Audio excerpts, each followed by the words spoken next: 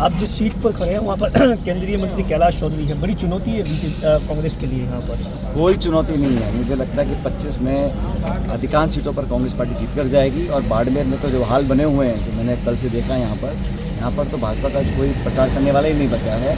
और यहाँ पर ऐतिहासिक जीत कांग्रेस पार्टी की होने वाली है।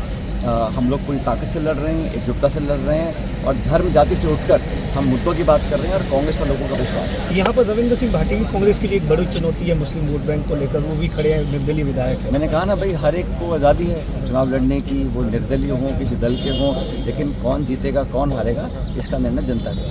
लगातार दावा कर रही है 400 पार। कल ही मोदी जी ने यह नारा दिया है 4 जून यानी 400 पार। अगर बीजेपी को इतना विश्वास होता अपने ऊपर तो विपक्ष के सब नेताओं को अपनी पार्टी में न शामिल करते और विशेष रूप से कांग्रेस के लोगों को जो जिस तरह से अपने दल में ले रहे हैं, उससे दिखता है कि उनको अपने पर विश्वास नहीं है। और प्रचार एक होता है, दावे करना एक होता है, ज़मीनी हकीकत दूसरी होती है।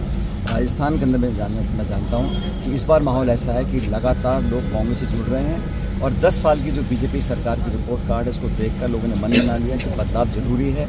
देश में जो माहौल बना हुआ है, जिस प्रकार की राजनीति हो रही है, प्रतिशोध की राजनीति, नफरत की राजनीति, दबाव की राजनीति, टकराव की राजनीति, उससे लोग ऊब चुके हैं। नौजवान रोजगार चाहते हैं, किसान अपने भविष्य को बेहतर देखना चाहता है और कांग्रेस वो दल है जिसने ये गारंटी दी है कि एमएसपी पर समर्थन मूल्य पर एक कानून बनाएंगे।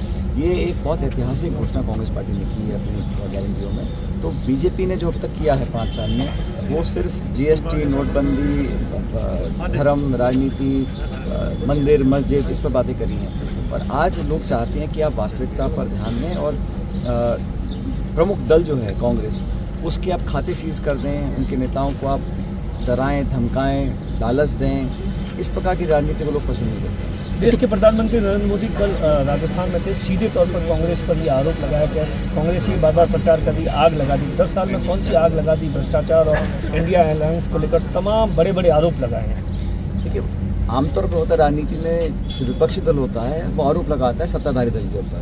मैंने पहली बार देखा है कि सत्ता में बैठे लोग आरोप लगा रहे हैं नेहरू जी पर, मनमोहन सिंह जी पर, मतलब पुराने इतिहास को खंगाल रहे हैं। आपने 10 साल में क्या किया, हमें ये बताइए ना। इस 10 सालों में हम पे आरोप लगाते हैं परिवारवाद का, फलाना वगैरह। 60 साल का पाप धो रहे हैं। तो मुझे बताओ, बीजेपी के जो मुख्यमंत्री हैं उनके बच्चे नहीं हैं क्या सांसद, विधायक? रमन सिंह जी के लड़के सांसद रहे, वसुंधरा जी लड़के आज सांसद हैं। हमारे हिमाचल के मुख्यमंत्री थे धूमल साहब, उनके बेटे सांसद थे। तो उनकी पार्टी के नेताओं, बच्चे भतीजे अगर चुनाव में राजनीति लड़ते हैं, आते हैं, तो वो ठीक लगता है। और एनडीए जब बिखर गया है और इंडिया अलायंस मजबूत हो रहा है, तो बीजेपी में एक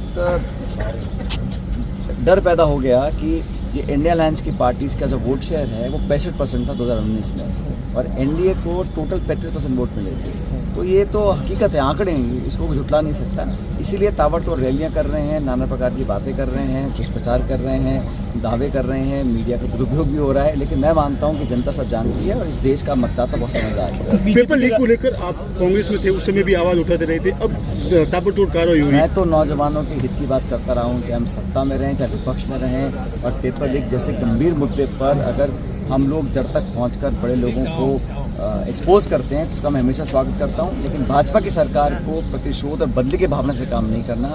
कल भी जिस प्रकार एक मंत्री का बयान आया, बड़ा अशोभनीय है। इस प्रकार की धमकियां देना जब आचार संहिता लगी हुई है, ये एक जिम्मेदार पद पर बैठे व्यक्ति को नहीं करना चाहिए।